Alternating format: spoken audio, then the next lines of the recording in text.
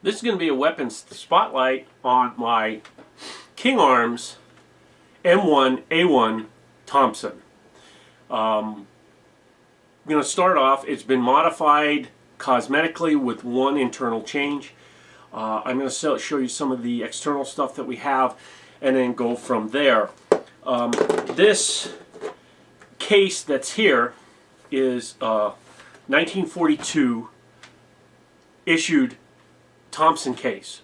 It actually went with the small 20 round mag you would put in it here. So when you, and it's got a beautiful brass zipper, some leather pulls on it, and it really is an incredible piece to have to put this replica in. Now, take it out of that. Gonna take the mag out. Okay, starting at the tip, I'm going to show you what I got and we'll move from there. What I have for barrel cover, for most of the places that I have to go to, they require some kind of barrel cover. So what I have is an M1 Garand muzzle cover. It's got a couple of snaps that you can adjust around it, but you then pull it off and you've got a cover that you can't shoot through with a BB because it's a really heavy canvas, and this is dated 1944, Victory Manufacturing Incorporated. So this is a real steel M1 Garand muzzle cover. What I've done, which I would say don't do, but this is airsoft, I have removed the orange tip off the front of here.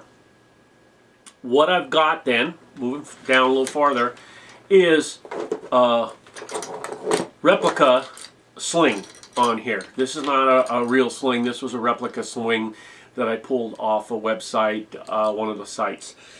It works as a carry over the shoulder. You can make it a little bit looser or whatever, but it is not a sling to hang the rifle from. It's a sling to like walk with the rifle over your shoulder.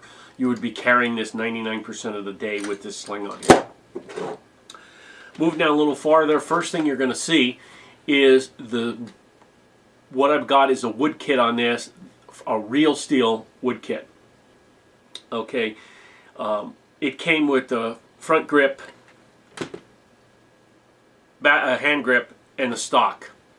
I was able to use the front grip and the stock, but the pistol grip was thinner than the normal pistol grip, and you couldn't hollow it out enough to fit over the motor without like adding some wood to it, and that it just didn't work out correctly.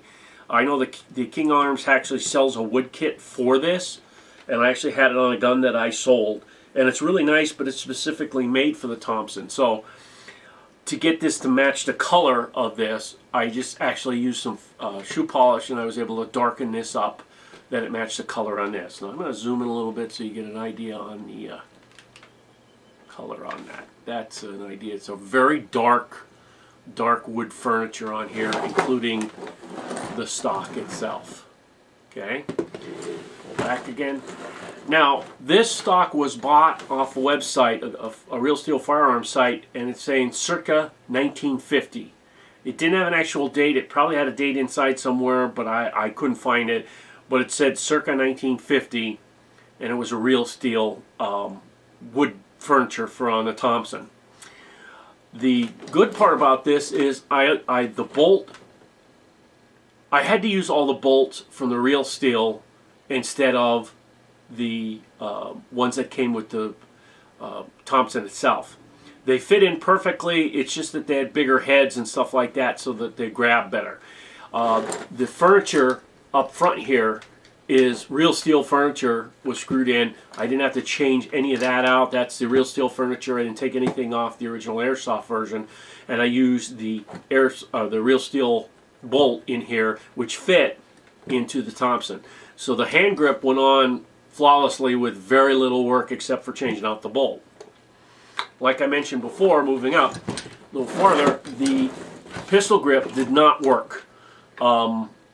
It was one of those things that it is just so thin you couldn't get when I tried to drill it out I couldn't actually get the drills farther enough, and when I drilled out what I could drill out and still left some pieces on the side, it was still way too thin. I then opted to try to cut it in half, hollow it out, and put it on and then fill it in on the sides with stuff, but it just didn't quite fit over the gun correctly. So I opted to go back with the original plastic piece hand grip here and just stained it a darker color so it matches the wood. I think it lined up pretty good. Moving further down here, as you can see, this is the stock that I had, and has the real steel furniture on the back. And I had to use the real steel bolts up here because they had bigger heads going up into the gun. Didn't have to drill anything or tap anything. They just fit on here flawlessly. It's just that they had a slightly bigger head here so they didn't go through the bolt holes. Has a steel butt plate on it with an oiler cap, which I will turn around so you guys can see that. As you can see, it has a steel cap with an oiler plate. Where is it? Oh, up here.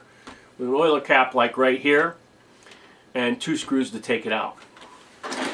Now what I did on this particular stock, the wiring from the Thompson comes straight down here, and it goes all the way up here. On the normal plastic stock, it's hollow. It comes through a hole, I think, right here, and there's the Tamiya connector up here and a Tamiya connector here, which you either push up into the gun or push down into the wood. They go together. Usually they have a piece of tape on them so they don't come apart. And the wiring comes back here, and there actually is a plate back here that you can pop off and put it slides to the side, and you can put the battery in. Okay, on this real steel one, this was solid wood. Okay, similar to other things that I have done, I started out with where the oiler hole was here. Oiler hole was about 1.5 inches down, a certain size. So I took the Forstner bit and I went down as far as I could go with the Forstner bit without hitting the edges. I'm about 3/4 of an inch from the end here. I then took a second Forstner bit and same size, same Forstner bit, and went down this way to make a second channel down through here. As far as I could go, and I mean, I went literally to right here. That still left me about 2 inches of where I couldn't get in here. So I took a smaller Forstner bit and I made a hole right where the Tamiya would come down, and I made it big enough so that the Tamiya would fit in there easily. Then I actually took and I got this bit down, or drilled this down at it like at a straight in and then at an angle to get enough heft in there so that the Tamiya could get in there. I then took a very long, I had a 2-foot long bit that I took here, and I finished the drilling where the wire would go through here into this hole where it matched up. I now had a channel where the wire could come in and then where the battery would fit all through here. Similar to other designs, what I did, I fished the wire down through the hole here so that it came out here, and I left enough wire up here to put the Tamiya end on, connected it up, taped it together. I was able to put the stock on, put the battery on inside here, put the Tamiya on, put the battery on inside here, and the gun does fire with an 11-1 LiPo and full auto. And it does get a pretty good rate of fire. What I'm going to do is I'm going to show you the back here. I'm going to take the stock off the back and show you the battery compartment. Okay, what we have here is I've taken the butt pad off here. Let me pull back a little bit. As you can see, it is steel. Has a little spot for the oiler right here, and it does have screws. Now, when I originally got this, I thought somebody had mismatched the screws. There's a very large hole on the bottom of the butt plate for this very large wood screw. But then on the top, there was a very small wood screw, and I thought somebody had mismatched the screws. But when I look at the steel plate, the bottom hole is quite large, and the top hole is smaller. I think that is by design. So I wasn't going to mess around with it, and these are the original screws that came with this. Now, as you can see, the battery does slip down inside here without a problem, and it is an 11-1 LiPo. the wires go off to the side. The two, you can see here, let me get this out of the way. I have made a massive cavity in here where I can actually put a very large brick style battery, which I ran for quite a while.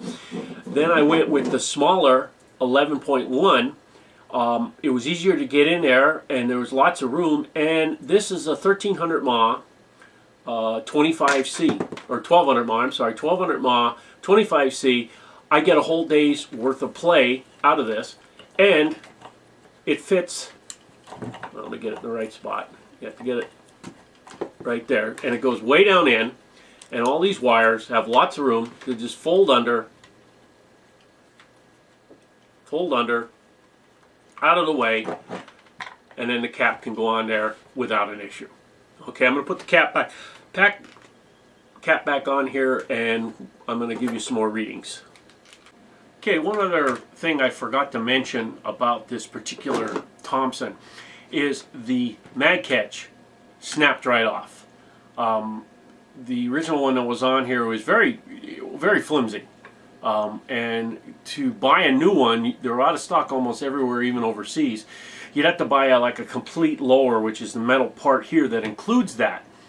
And it's like 50 bucks. So I was talking to one guy on a forum, and he said, oh, the real steel ones fit it. Well, that's true for two things. One, the catch going through here is a little bit bigger. Doesn't go all the way through the hole to catch the magazine. So I had to make the hole a little bit bigger on the lower here, and I had to grind a little bit of material off the side and off the back of this mag catch to get it to work. And now it does grab the mags without a problem. Clips in there and they stay solid. Okay, one of the other problems that I had was that the pin going through the frame here itself, the spring, the original spring from the Thompson, I kept that, but it wouldn't fit the pin going through on the real steel, and it wouldn't go through the hole. And rather than drilling the hole out and trying to get or grinding on the pin and then trying to do some work on the pin, I opted to drill it out and put a bolt through. So what I've done is, and I'll zoom on this a little bit in case you guys can see it, is I've drilled out the pin and I put a bolt through with a nut inside to hold the spring in place, and I was able to slide this in place, and it has very good spring tension, as you can notice right now. I've actually got that spring perfect, so it really locks the mag in place. And on the back side, I've actually put a nut. I put a little paint on it to make it look like a weathered, and it's almost like a rust colored, so it's fine. And I ground off the bolt that was sticking out. I cut it off and then I ground it off so that it's flush on there and this won't come out. So if I have to change this eventually, I can unscrew it. Now, what I can do eventually, if I want to, is I can actually grind this off flat so it's more of a flat surface. But right now, this is working perfectly and I don't have to mess around with it. One other thing I want to show you is this green dot. And like on the front of my gun you will see some like tags too, but this green dot is important because I was at a local event and they chrono with 2.5s, and this green dot means that my gun can go indoors because it's under 350 with 2.5s. Right now my Thompson with 2.5s shoots roughly 345, 343 to 345 on average. Okay, with a 16.9 rate of fire. That's the 11.1. I could actually put a 7.4 here and get a little bit lower rate of fire. But with 3.0s, which is what I use 99% of the time in the gun, it's shooting about 313 to 315 and about the same rate of fire, about 16.1, a little bit less. As I only shoot mostly semi on this, the mags last a long time. My rig, I will keep a total of 8 mags. And the 8 mags are all 110 round mid caps. The 9th mag that I will have carrying with me or in the gun will be this high cap that I have here. I'm going to pull back a little bit. Is this high cap here. This is usually going to be in my rig as the last resort mag. If I go through 9 mags, 110 rounds, I'm shooting a lot. This can hit 125, 150 feet, dead nuts on. It's a 604 tight bore barrel in here. And the only modifications I've done to this is taking the gearbox apart, lubed it up, shimmed it, put it back together, and put a new bucking in here. And I've gone with, because of the cold weather I was using it in, I've gone with a G&G cold weather bucking. That is the only change. The shim, re-grease, and the cold weather bucking are the only changes that I've done to this gun. It shoots like a laser out to 150 feet without an issue. So I was like, at the recent event, I was using it like a sniper rifle, just placing it on a barrel and just shooting 2 shots, double tap, hitting guys 150 feet away. Now I did test fire it out to 220 feet, and it will reach 220 feet effectively. Maybe not. The iron sights are actually pretty good. I have them, like, they're set pretty well to be able to hit your target. And this is a phenomenal gun to take to an open play or a scrim that you're going to, because in semi only it's low enough that you're not going to hurt anybody, but it's accurate enough that you will get your shots out to 150 feet and hit your targets that you have to hit without spraying 30 BBs. I found that when I put the full high cap mag in there, I switched it to full auto, and I was shooting full auto, and I seemed to be wasting a lot of BBs just trying to hit people until I switched back to semi and started double tapping like I was doing. I was still having a good time. So this has been Weapon Spotlight on my King Arms M1A1 Thompson with the Real Steel wood kit on it and the Real Steel mag catch, which works phenomenally, and the Real Steel muzzle cap, or like muzzle bag, or whatever you call it, safety bag, whatever you want to call it. I hope you enjoyed this video, and as always, you guys have a good day.